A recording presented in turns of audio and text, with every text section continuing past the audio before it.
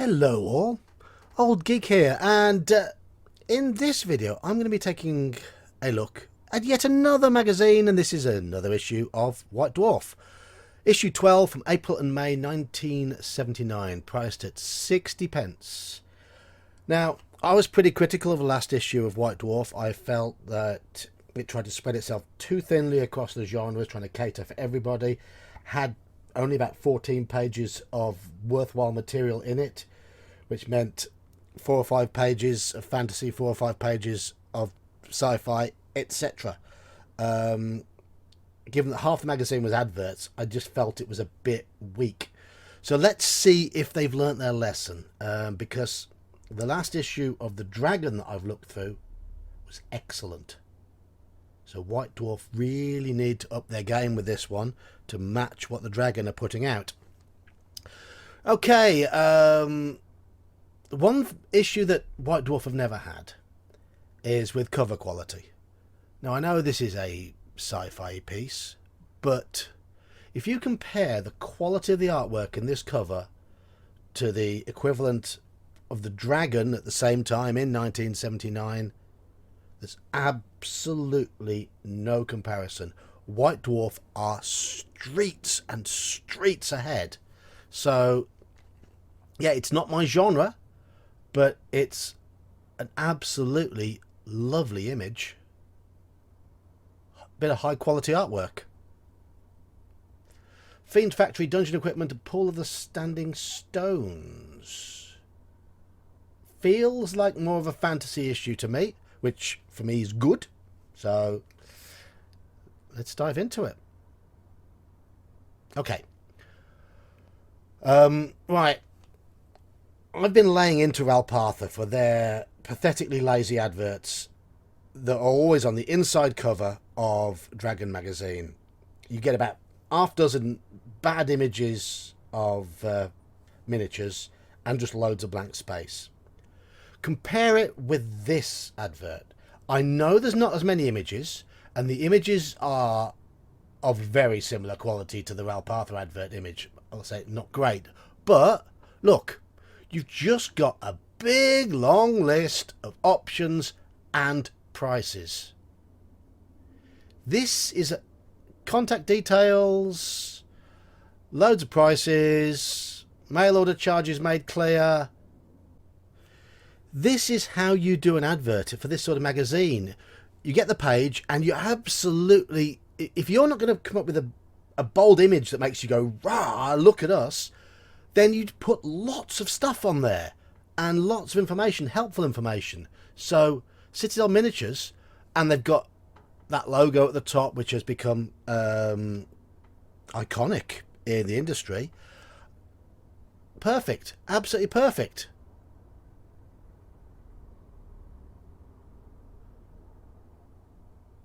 Another advert for page 3, Chivalry and Sorcery. But again, it's a good advert because it says what things are. There are enough pictures. It packs the page. No waste of space. There's enough doodles on there to make it look pretty. That's how you do it. And another one. Okay, a lot of adverts. But again, you've got a big, long list of stuff. And gamers are going to read through this list of stuff and go, ooh. And after they go, ooh, they might get on the phone to you and go, buy. Yes. Everything's on show. And certainly, we Brits, we like to see the prices. And then we might go to another advert and compare the prices. It's just the way we do things over here. And prices are very clear and very upfront. We like that. No hidden whoopsies. Talking to you, Kickstarter. Shipping costs will be added at a later date. Oh, it's an extra £20 for shipping. Thank you.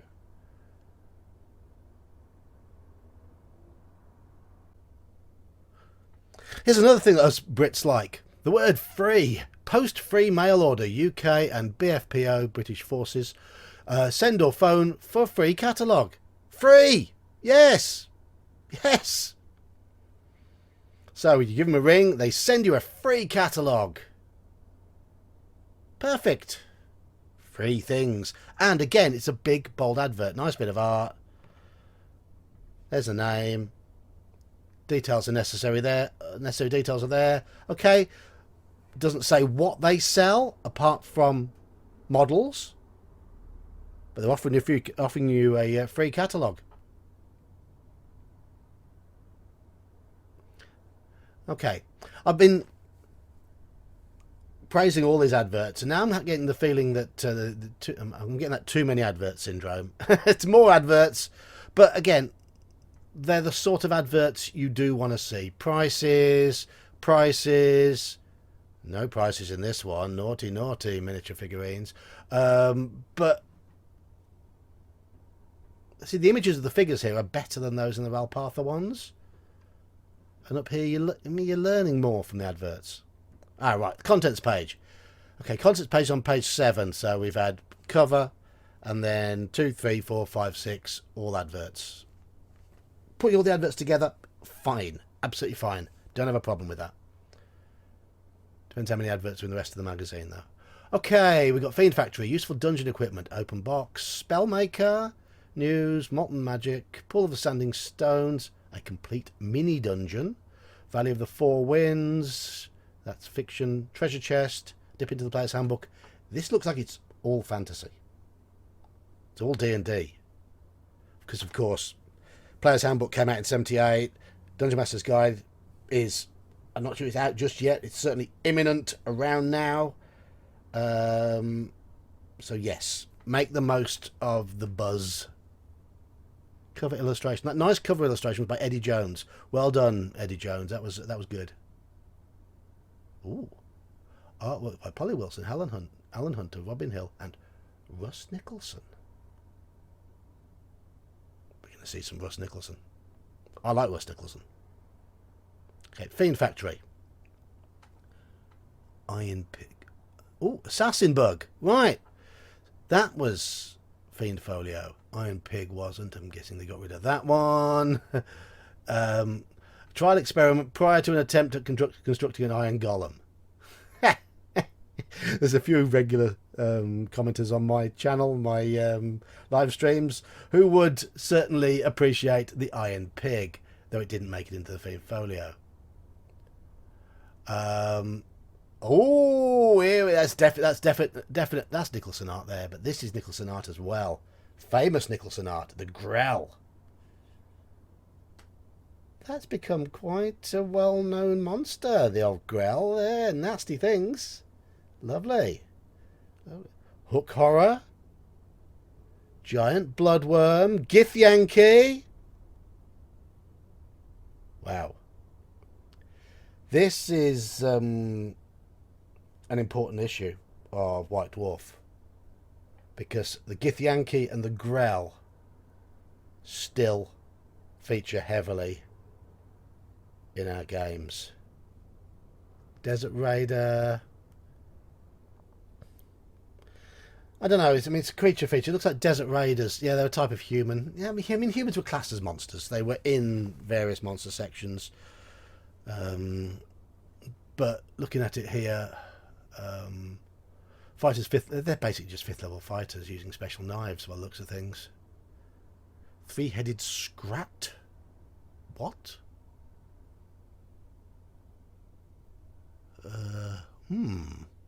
They have a single head atop 3 muscular intestinal tracts, but appear to have 3 heads and intertwined bodies, as described in legends. I've never heard of a Scrat from legend. I might have to see if it was based on some form of legend.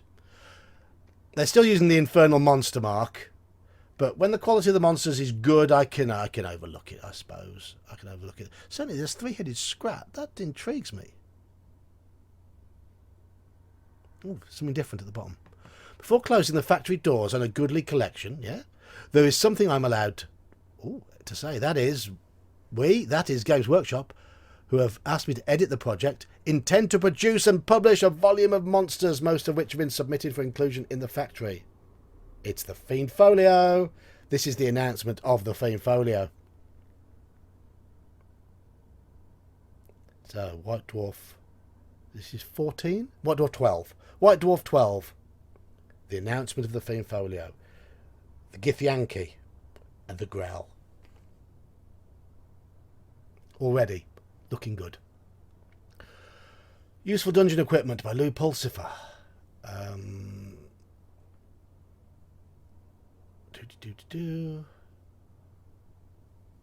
Okay. Oh. Silvered weapons. Hadn't... Well, one has silver-coated arrow tips. What about... I mean, when did silver daggers first appear in D&D? I remember them being something in Beckme when I first got into it. Ooh. Russ Nicholson. Russ Nicholson art. Very nice. Like a bit of Nicholson. And here we have a cost chart. Okay, let's see what he's put in here. Silverized weapon, 100 times normal cost. One silver coating. Okay, so it can be used once. Bronze weapon, twice standard cost. Silverized weapons ended up being about 25 times normal cost from what I remember. 25 to 30 times, something like that. Okay, what we got here? Crowbar. Piton rings, 5. Anachronism. I've said it before. Pitons. The word piton only came into being early 20th century. But there's a lot of anachronisms in D&D in there. But here's some useful bits and bobs here. You've got small bell, hook, 3-pronged hook. So is that like a grappling hook? A pole with a screw attachment. Good idea. Pen, ink, paper, parchment. Isn't that in the... Well, you should have quill pens and ink. I'm sure AD&D had that. Or did it? Gag. Special design gag. Without any more details. What sort of gag? Nose plugs, ear plugs. Yep, useful. Useful. Hollow wooden tube. Chalk. Removable torch adapter and a doorstop. All good ideas. Again, this looks like it's a good little article. I mean, of course you can amend it, add to it, but it gives you good ideas. Keep going, White Dwarf. Keep going. Right, open box. This is their review thing. Rapier and Dagger by Fantasy Games Unlimited. The rules are readily adaptable into existing games, such as On Guard, Chivalry and Sorcery, and even D&D, if you want to make melee more realistic between opponents using sword. I suspect, however, they'll be used more often on their own, and they provide the basis for entertaining and thought-provoking duels. Right, okay, so it's rules for dueling. Man-to-man dueling. Okay. I mean, limited use, but could be interesting. All the World's Monsters, Volume 2. I don't remember the review of Volume 1. Some Chaosium. Maybe I should look these up, because I know the name Steve Perrin. Certainly Chaosium. Oh, it only gets 5 out of 10. So my conclusion is very much the same as for Volume 1. I wish the editors had been a little more discriminating, ruthlessly chopping out the uninteresting and the randomly generated monster, perhaps lowering the price of the final version. $4.95. How many monsters for $4.95? 250 plus. It's like a slightly smaller monster manual. Depending on the quality, I guess. But they have included more interesting monsters than they did with Volume 1, and on the whole I can give this collection a marginally better recommendation. That might be why I skipped past the first one, because it got a low score, but hey-ho!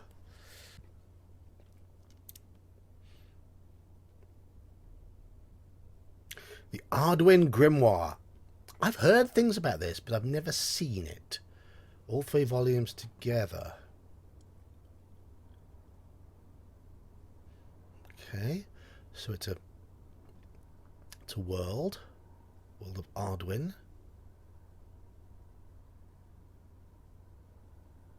I'll jump to the end. 4 out of 10. No doubt other DMs have assembled their own private grimoires, but give Dave Hargrave his due. He's the only one to have gone to such trouble and cost to make his world generally available. Though whether he will cover his costs must be rather dubious. This is the earnest labour of an amateur who wants to vary D&D towards his own taste, and in doing so offers thoughts to others, presumably granting them the right to take it or leave it. My party will be the latter.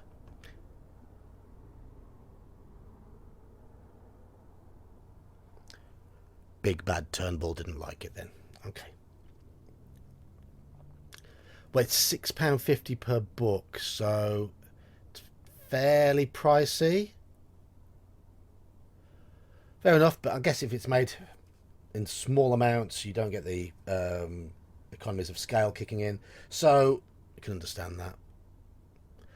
Pellet Quest. Pellet Quest is the first game to be produced by CIA.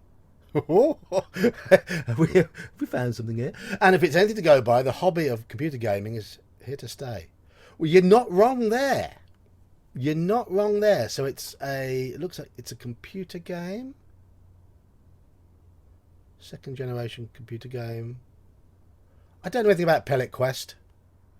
If you've ever encountered Pellet Quest, let me know.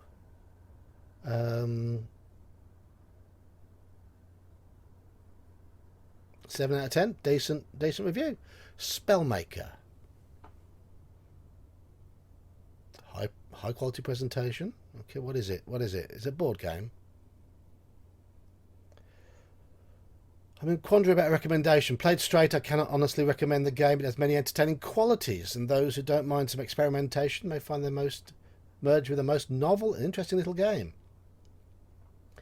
However, though the game is apparently designed for children aged 8 as well as for adults, I simply wouldn't suggest children play it in its present form. Right, okay. 6 out of 10. So Don was not alone in his criticism for the Spellmaker's spell cards, so he asked the inventor, Eric Solomon, for his comments.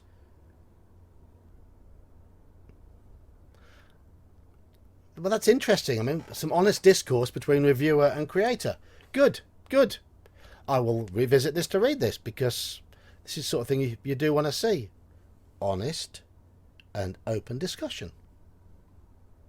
Right. News. I don't like Molten Magic as a feature. I didn't think it was worth the double page spread it had originally, but I don't mind it. Again, Ralpatha with your adverts. Take a look at this here. I know it's a list of various companies' new figures, but look at the quality of the pictures. Look at how they've been packed in on the page. And the information is there below. Everything's neat. Do your adverts like this. Yes. News. The second volume of the Monster Manual entitled The Fiend Folio is to be published later this year. See page 10 for details. We've already seen page 10.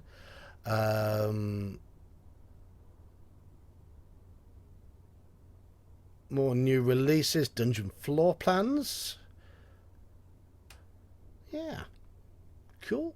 It's 1979. It's an exciting time in terms of gaming, because you got the Dungeon Master's Guide coming out, and a lot of the classic modules were starting to appear on the shelves.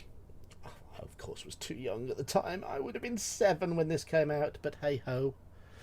Hey-ho. Pull of the Standing Stones by Bill Howard. A mini dungeon suitable for 6 to 8 5th and 6th level adventurers.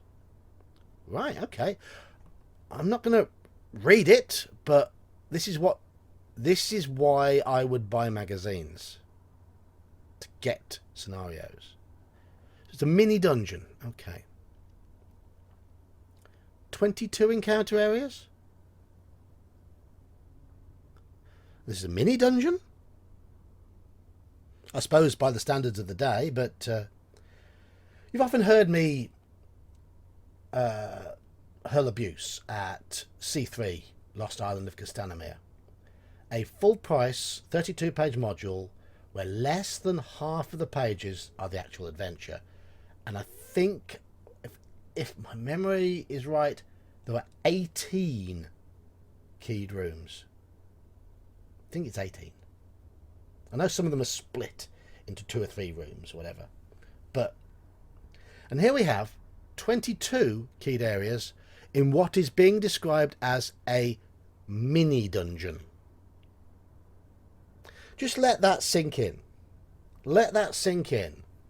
For those of you who think Lost Island of Castanemir is a good adventure. If it'd been £3, yeah, fine. But it was more than twice that. And look, lack of verbosity in the descriptions. Okay, you might think, oh, fewer details or whatever. Fair. Fair. But when I took my group through Lost Island of Castanemir, it was all done inside 6 hours. They did everything. Absolutely everything in there. It's possible to get out there a lot quicker, but they did everything. They're real gamers, video gamers, poking every hole. Completionists. They did everything in there in less than 6 hours. And looking at this, it's a similar size. Okay, you haven't got the teleports. But you have. Yeah, some teleport. Yeah, it looks like teleports. It's a similar size. Get a good 6 hours gaming out of digging around this. I'd assume so. Because I don't know the quality of what's in there, so we shall see. We shall see. What is it? It finishes on page 19, and it started on page 16. 4 pages.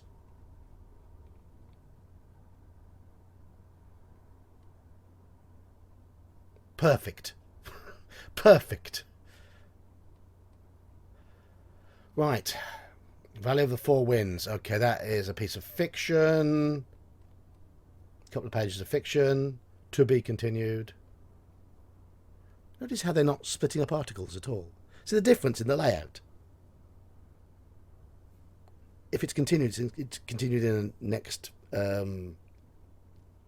edition of the magazine. There's no continued on page 10. Then you read another chapter or another couple of paragraphs. Now go to page 24. There's none of that. You get none of that in White Dwarf. New magic items. Sword of Thievery. Designed exclusively for thieves. If a non-thief picks it up or touches it, the sword immediately attacks at its opponent's fighting level.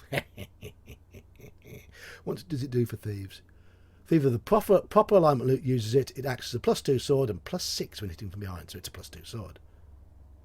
The sword also adds +2 to the thief's dexterity and has no ego. If a thief of a different alignment uses it, the sword retains all of its previous abilities. Right, okay.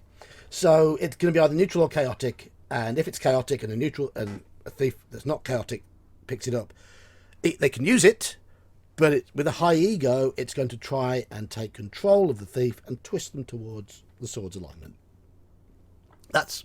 Yeah, like that. Good item. So we've got the Silver Boomerang of Zan. No damage, but acts as a whole person spell. Ooh. And obviously it comes back if it's a boomerang. Strangler's Noose. The Swords of Merin Karadeth. These artifacts. A little bit of background there. Nice. This is something you got in the UK adventures. You got more unique items, unique treasures. There wasn't a lot generic about them. So you can already see the difference in the way these are being designed to what a lot of TSR modules had in the US.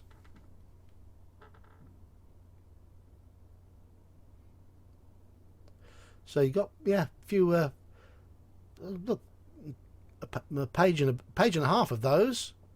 Barbarian, some minor modifications by Brian Asprey. Yeah, they tried to do a barbarian class in White Dwarf 4. So these are modifications to it. Okay, they're adapting it for the new Player's Handbook, by the looks of things. With the Player's Handbook changing the hit dice of most classes, it seems appropriate to do the same for barbarians. Yeah, okay. Hiding in shadows, sensing danger, clarification, change to first attack ferocity, classification for illiteracy and barbarians as a race. Okay, yeah. I don't have a problem with any of that. Don't have any problem with any of that. Nice to see them updating for the newer version.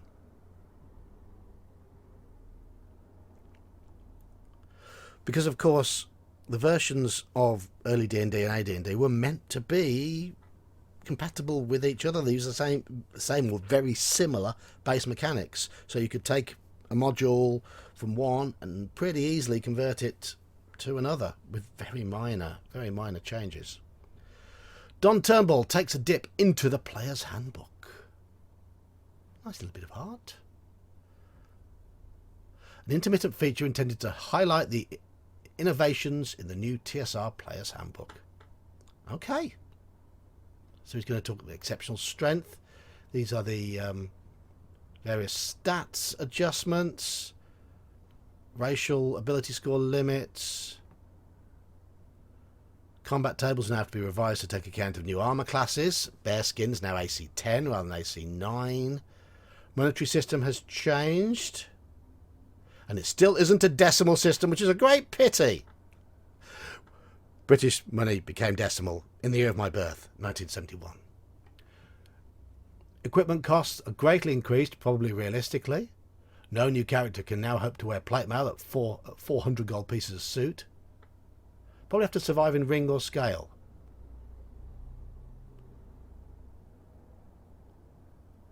I don't know. I don't think I've ever had a character be forced to wear ring mail because it's next to useless. But most could scrape to chain, scale, studded leather. Ring mails, yeah, it's one of those. Plus ring mail didn't really exist. It's a if you look at those pictures like the Bayeux tapestry, that's just a way of depicting chain armor. They weren't rings. They weren't rings sewn to leather. They were interlocking rings as per chain.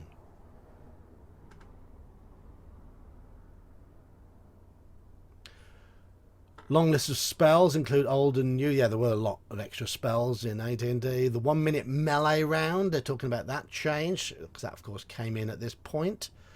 Okay. Please note, this is my interpretation of what the designer says. I can't be sure it's right. Isn't that what we all had to do with some of Gygax's rule books? We had to interpret. But that was part of the fun. Survey results.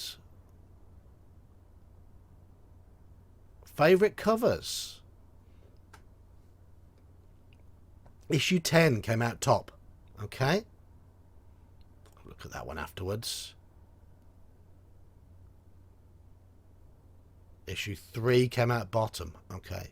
Favourite classes. Magic user comes out top. Druid at the bottom. Didn't like the poor Druid.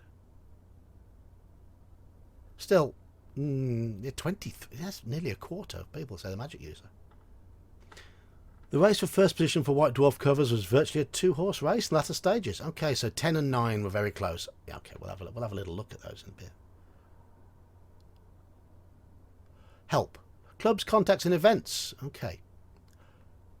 Shall we go through these names in here? Any interested contributors should write to Brian Dalton, B. Stafford, S. Bainbridge, Albert Cook, Clive Wardley, Thomas Skip, Paul Compton, Louis Bachelli. That's Illinois. Most of these are British, though. Most of these are British, by the looks of things. Chris O'Dell, Richard Scoffin, Dean McLaughlin, Simon Washbourne, Max Bantelman, that's a good surname, and David Palmer. So if I've just read out your name and you happen to be watching this video, get in touch. If you're still playing, if you're still with us, still playing, ping me a message. Good to look at all these old classifieds. Job opportunity, Games Workshop. In the warehouse of Games Workshop.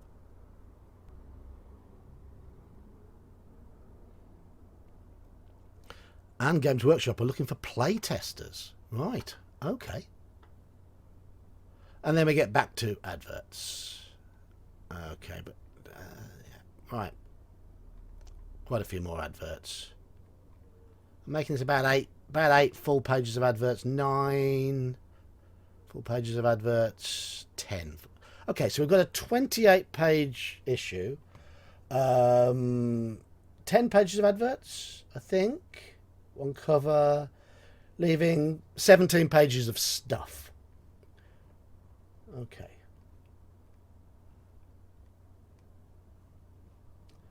So, oops. Let's scroll that up again.